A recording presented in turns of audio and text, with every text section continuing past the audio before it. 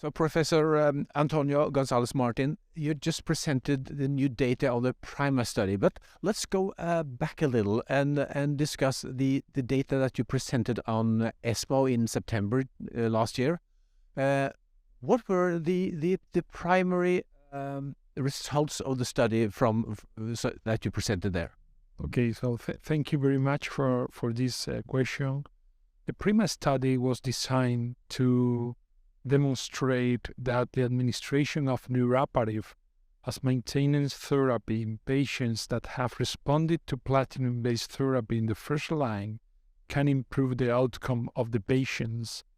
In the design of the study, we decided to do a stratification according to homologous recombination deficiency, and also the analysis was sequential, first in the homologous recombination deficiency and then in the overall population.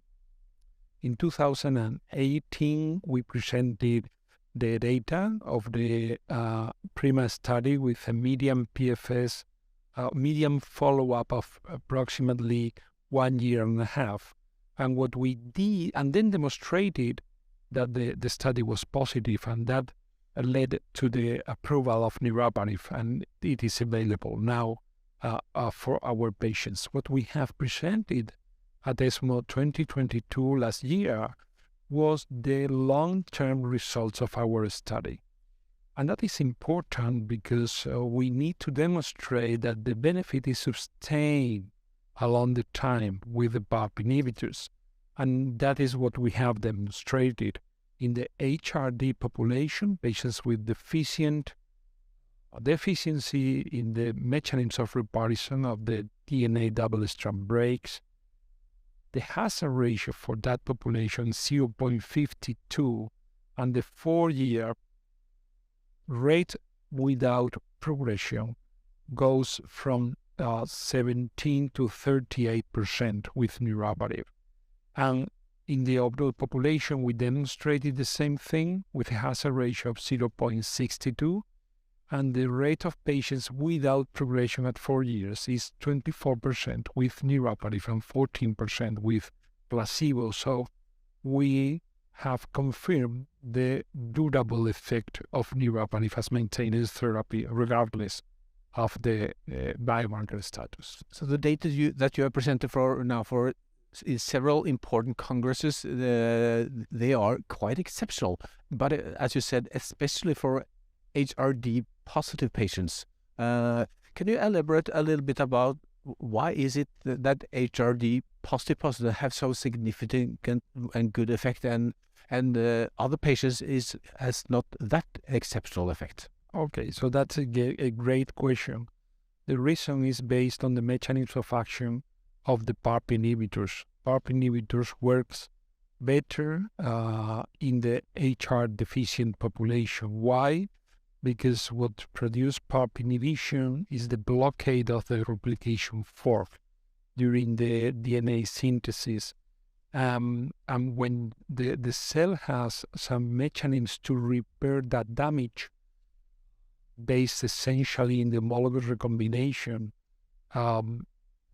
most of the cells could survive, but those cells that are deficient for that mechanism and are treated with PARP inhibitor suffer from what we call the synthetic lethality phenomenon, and they cannot repair the damage produced by the PARP inhibition. That's the reason why the HRD population have bigger effect than the population that has not that deficiency. So today you presented a 4-year data, as you mentioned. Could you just walk us through what were the main results of this updated study? Well, so what we have presented today is a new concept that is the conditional progression-free survival. What this means? This means what is the probability of a patient to be alive 2 years after a landmark in the study evaluation follow-up. For instance, what is we have decided two landmarks, 1 year and 2 years. So what I presented is what is the probability of a patient to be alive 2 years after 1 year of follow-up, or after 2 years of follow-up if he has not relapsed. Well, what we have seen is that the probability is higher and higher in each year, which means that those patients that do not relapse in 1 year or in 2 years probably will not relapse. The probability of not having relapse is getting bigger and bigger. And that could help a lot for the designing of clinical trials, could help a lot for the counseling of the patients, even for strategies of the escalation of duration of treatment. So it's a new data, but at the end of the day, it's important for the patient, because if a patient 2 years after starting PARP inhibitor niraparib has not progressed, the probability of not having a progress 2 years later is up to 74%, which is very high. What will you expect when you do the same analysis in another 2 years and 2 years after? Will you be able to show that some of the patients will be cured? I'm sure that if we repeat this analysis with a landmark of 3 years, we will have identified the patients that have not relapsed. And those are the patients that we could consider that have been cured. So how does niraparib compare to other treatments as well? Because you have been a primary investigator for, I think, 40 to 50 studies, and you studied PARP inhibitors very extensively. So how does this data compare to the other PARP inhibitors? That's a great question. Now we are facing a amazing moment in the treatment of ovarian cancer in the first line, in which we have many options to treat our patients. We don't have one, I would say, one solution for all patients. That's the reality. So we need to select the best treatment for the patients according to many things. First, the biomarker according to genomic instability, but other things are important: sensitivity to platinum, residual tumor after surgery, personal preference of the patient, and many things. So how compare the niraparib study with other studies? I think there is an advantage for niraparib that has been approved for all comers. That means regardless of the biomarker status, which is important. The other thing is that is given in monotherapy, which reduces also a number of visits to the hospital, somehow also the toxicity issues. But again, I think this is something like a puzzle of new things that are in the front line, and at the end of the day, you are selecting the best thing for your patient. Obviously, PRIMA study is one of the play changers in the field, and thanks to this study, many patients are benefiting nowadays from PARP inhibitor regardless of the biomarker. What does this study, the last study, mean for the clinical practice for the patient, and also for the future research on PARP inhibitors? So I think that the data that we have presented today are important for the patients, because we can provide an information that they didn't have. That is, what is the probability of you to be alive without progression in 2 years since now, when you have reached 2 years of follow-up? First thing is that, and second, maybe that we need to start to think about new design of trials and try to figure out when it's better to integrate new alternatives of therapy. Is just from the beginning, or is after 1 year, after 2 years? That is when the patients start to relapse. So that may help also to design new trials.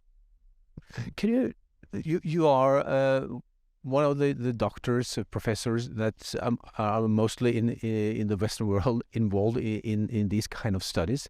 Can you disclose a little bit for us what kind of forward-looking studies are you now working on? Well, so we are now expecting anxiously, I'd say, the data of the immunotherapy trials in ovarian cancer in the first line. That will come some of them this year. We will see if the addition of a checkpoint inhibitor can provide any additional benefit in the context of PARP inhibition. That's important. I am pretty much involved in the development of new drugs and new concepts, for instance, the ATR inhibitors or the ADCs, which are the antibody-drug conjugates, which is a completely new strategy for our cancer patients. So PARP inhibitors is obviously an important milestone in the treatment of the patient, but in the future, we will also looking into ADCs, as you mentioned, immunotherapies, which also can, do you think these drugs can also be interesting in combining in the treatment of patients? Absolutely. I think the future is the identification of the right patient for the right drug.